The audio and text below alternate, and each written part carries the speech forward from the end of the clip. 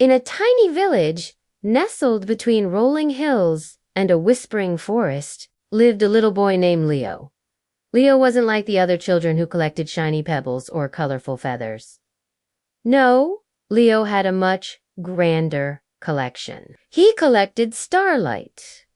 Every evening, just as the sun dipped below the horizon, painting the sky in hues of orange and purple, Leo would sneak out with his special starlight net. It was a magical net, woven from moonbeams and his grandmother's old lace, and it could catch the gentlest glimmer of a star without hurting it one bit. Just a tiny piece, he'd whisper to the twinkling sky, just enough to keep in my jar. He would climb to the top of the highest hill, the one everyone called Stargazer's Peak, and wait. One by one, the stars would pop out, winking at him from millions of miles away. With a gentle swoop of his net, he would catch a fleeting twinkle, a tiny spark that danced like a firefly. He'd carefully place the captured light into a special glass jar, where it would swirl and glow,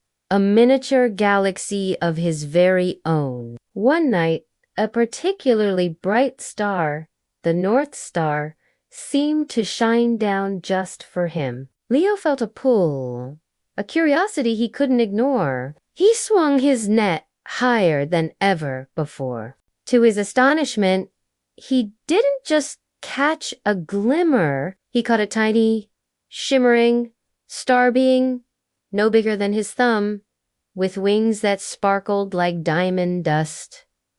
"Oh my," Leo gasped, carefully lowering the net. "I'm so sorry. I didn't mean to catch you." The little star beam, whose name was Flicker, wasn't scared. He giggled, a sound like tiny bells. "It's all right," he chirped. "I saw your collection. It's very beautiful. But have you ever wondered why we shine?" Leo shook his head. "I just thought you were beautiful. We shine to guide and to give hope."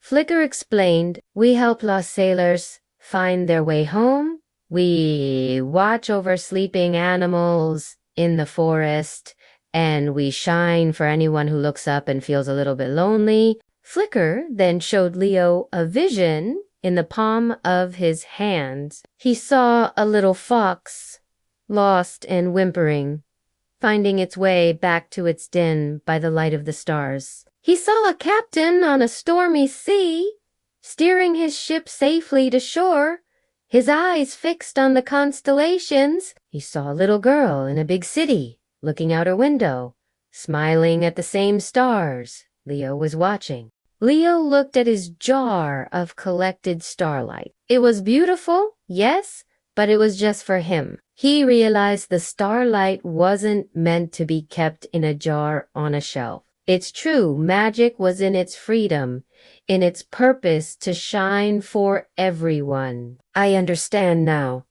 Leo said softly. He walked over to his collection, dozens of jars all glowing softly in the dark. One by one, he opened them. Whoosh! The specks of light flew out, soaring back into the night sky, making it brighter and more brilliant than Leo had ever seen. They rejoined their parent stars, winking at him with gratitude. Flicker beamed. "You have a good heart, Leo.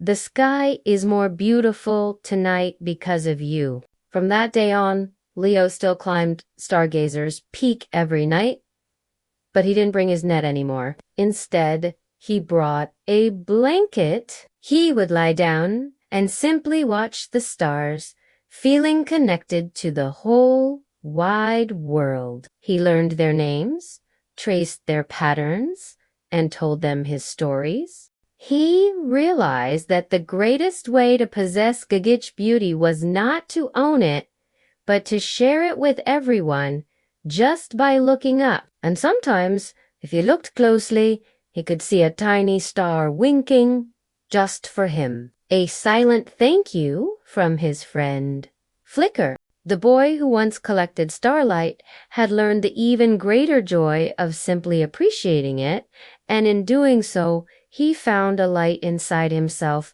that shone just as brightly. Thank you so much for joining me for this story. I hope it brought a little sparkle to your day. If you enjoyed it, please give this video a thumbs up and consider subscribing for more tailies and adventures. We love having you here. Sweet dreams! And don't forget to look at the stars.